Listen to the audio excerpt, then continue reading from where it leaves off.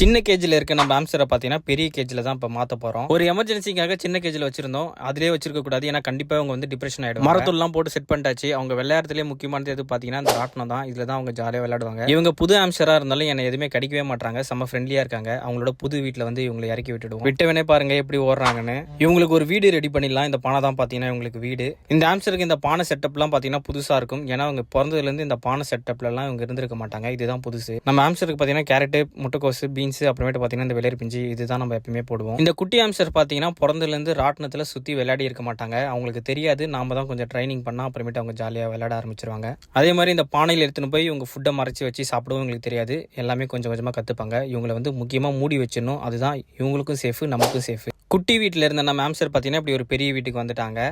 ஒரு மணி நேரத்திலே பார்த்தீங்கன்னா அந்த ராட்டினத்தில் சுற்றுறதுக்கு கற்றுக்குச்சிங்க. இதுக்கு மேலே அவங்கள வந்து நம்ம டிஸ்டர்பே பண்ண வேணாம். அவங்களே ஜாலியாக விளையாடிட்டு ஃபன் பண்ணிட்டு இருப்பாங்க. டாட்டா, பை பை.